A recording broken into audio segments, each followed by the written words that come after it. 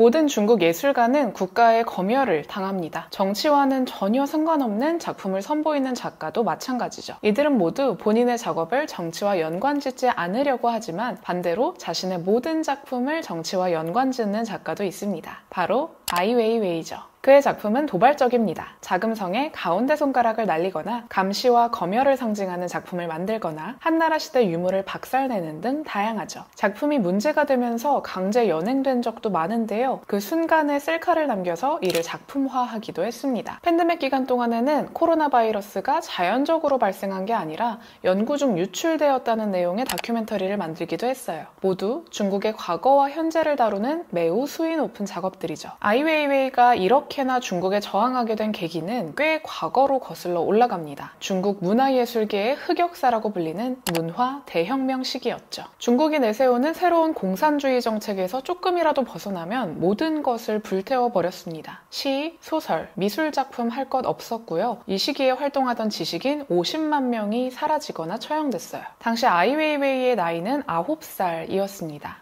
어린 나이였지만 상황이 어떻게 돌아가는 건지 파악할 정도의 나이는 됐죠. 아이의 아버지는 중국의 유명한 시인인 아이칭인데요. 그래도 조금 사정이 괜찮았습니다. 공중 화장실을 청소하는 강제 노동형을 선고받았죠. 대신에 고향에서 멀리 떨어진 시골로 유배됐습니다. 전기나 수도도 없는 지하 구덩이에서 살았고요. 9살인 아이 웨이웨이는 질병과 영양실조에 시달려야 했고요. 그렇게나 낙후된 지역으로 유배를 보냈음에도 불구하고 홍위병이 급습해서 집안을 샅샅이 뒤지는 일도 잦았습니다. 때문에 당시 아이칭은 자식 같은 본인의 작품들을 모두 다 불태워야 했습니다. 이때 아이 웨이웨이는 역설적으로 결심하게 됩니다.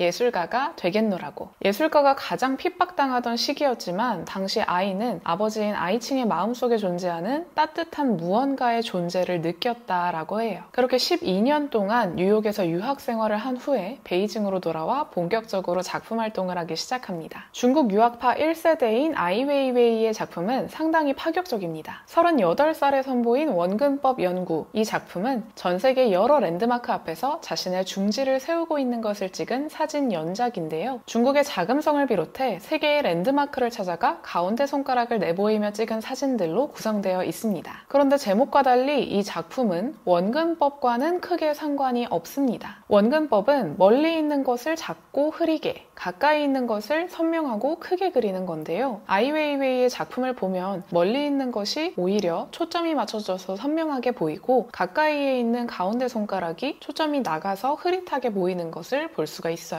아이 웨이웨이가 작품을 통해 전하고자 한 진짜 메시지는 저항입니다. 각 랜드마크는 권위, 정부, 제도권 등을 상징해요. 아이는 이들이 개인에게 가하는 억압과 불평등에 집중해 권력과 제도를 비판한 것이죠. 당연히 중국 정부는 가만히 있지 않았습니다. 이 사진 한 장을 놓고 아이 웨이웨이를 신문하기도 했는데요. 문화대혁명 시기였다면 사진 한 장으로 처형당할 수도 있었겠지만 아이 웨이웨이는 원근법 연구라는 제목을 강조하면서 다양한 해석의 여지를 열어두고 작품을 이어갈 수 있었습니다. 같은 해 선보인 다른 작품 역시 상당히 도발적이었습니다. 기원전 2세기경 만들어진 한나라 시대의 유물, 도자기를 떨어뜨려 박살내는 퍼포먼스였죠. 2000살이 넘은 도자기를 깨뜨리는 사진 속 아이 웨이웨이의 얼굴은 무표정합니다. 때문에 중국의 유산을 조롱하는 의미로 오해하기 쉽지만 아이는 1990년에 생업으로 고미술품 매매를 하기도 했을 정도로 문화재에 대해 지식이 많아요. 이 작품은 오히려 중국의 문화 대혁명 시기, 그들이 지워버린 문화재에 대한 관심을 환기하기 위한 퍼포먼스였습니다. 많은 문화재가 중국의 문화 대혁명 시기에 공산당에 의해서 소실됐고요. 얼마 남지 않은 그 유산에 대한 가치를 환기한 것이죠. 이후 아이는 고대 도자기에 코카콜라 로고 같은 서구의 대표적 상표를 그려넣거나 전통공예 장인에게 옛날 의자나 탁자를 재조합하게 해 다리가 여러 개 달린 초현실 조각을 제작합니다. 중국의 전통 문화를 재해석한 시도는 신선하게 비춰졌고요. 이후에 고미술품 레디메이드라고 불리면서 새로운 장르를 개척했다고 불리기도 했습니다. 하지만 평론가들의 시각은 조금 달랐어요. 뉴요커의 파토 셀달은 아이웨이웨이는 정치미술가인가 솜씨 좋은 정치인인가 라고 말하면서 그의 행보에 의문을 제기했고요. 뉴욕타임스의 영향력 있는 비평가 로버타 스미스는 미술가의 역할을 훌륭하게 사용하고 있지만 그런 것 치고는 훌륭한 작품을 내놓지 않는다 라고 논평했어요. 또 그의 작품이 지나치게 부정적이고 자극적이라고 보는 시각도 있습니다. 예술가라면 좀 더 긍정적이고 창의적인 방식으로 메시지를 전할 수 있어야 된다고 말하죠. 이에 대해 아이웨이웨이는 좀 다른 시각을 제시합니다. 문제점을 찾아내고 비판하는 것은 중국의 맥락에서는 충분히 긍정적이고 창의적인 행동이라고요. 내가 정치에 개입하는 일을 부정적으로 보거나 단순히 엿먹이는 짓거리라고 생각하는 사람이 있다면 이는 잘못된 것이다. 작업하는 과정에서 목숨이 왔다 갔다 하기도 한다고 말했죠. 이미 아이웨이웨이는 중국에서는 존재하지 않는 사람처럼 여겨집니다. 중국 정부는 인터넷에서 그의 흔적을 완벽하게 지원했어요.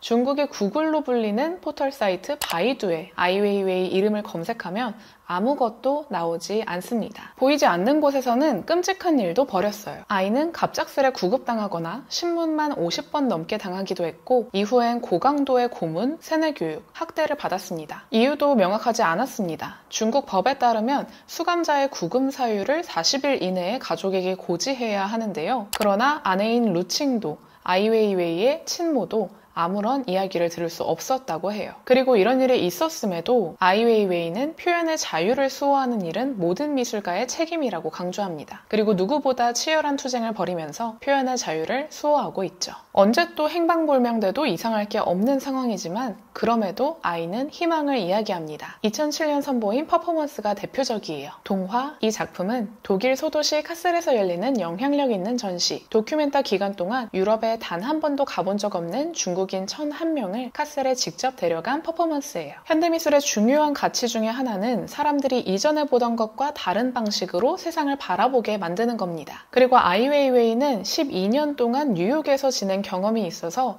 해외에 가보는 경험이 얼마나 관점을 많이 바꿀 수 있는지를 충분히 잘 알고 있었죠. 그리고 직접 참여자를 모집해서 이 퍼포먼스를 진행했습니다. 중국인들이 중국에 갇혀있지 말고 더 큰 세상으로 나아갈 수 있길 바라는 마음에서요. 가능성을 이야기하는 작품은 또 있습니다. 2010년작 해바라기 씨. 이 작품은 진짜 씨앗이 아니라 손으로 정교하게 만든 미니어처 도자기 조각 100만 개를 모아놓은 거예요. 차이나는 중국을 뜻하면서 도자기를 뜻하기도 합니다. 해바라기 씨 하나당 중국인 13명을 의미한다고 해요. 이를 통해 세계에서 가장 인구 밀도가 높은 국가인 중국을 재현한 것이죠. 아이는 이 작품 제작을 위해 낙후된 마을에서 인력 1,600명을 모집했습니다. 그리고 그들이 받는 평균 임금의 약 3배를 급여로 지급했죠. 제작 기간은 2년 6개월. 이 작품을 통해 그는 마을 하나를 실업에서 구제하기도 했어요. 도자기로 만들어낸 100만 개의 해바라기 씨는 불가능한 것을 가능케 한 작업이라 불립니다. 나아가 산을 움직일 수도 있다는 야망을 보여주기도 하고요. 바뀌지 않을 것만 같은 중국이 바뀔 수 있음을 시사하는 희망적인 작품이기도 해요. 아이의 아내이자 동료 예술가인 루칭은 이 작업이 가장 아이웨이웨이스럽다고 이야기하기도 했습니다. 책 예술가의 뒷모습에서는 아이웨이웨이에 대해서 이렇게 이야기합니다. 정부의 선전선동이 오랫동안 장악하고 있던 나라에서 진실에 가치를 부여하는 일은 드물며 많은 사람들이 진실을 왜곡하는 일에 양심의 가책을 느끼지 않는다. 표현의 자유를 확고하게 수호하는 이들은 거의 없다. 하지만 아이웨이웨이는 표현의 자유를 수호하는 일은 중요한 예술가의 책무라는 걸 강조하면서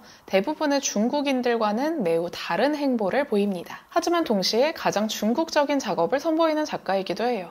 그의 모든 작업이 중국 사회를 정조준하고 있으니까요. 때로는 아플 만큼 노골적이게, 또 때로는 따뜻하고 간접적인 방식으로 중국을 비판하는 예술가 아이웨이웨이.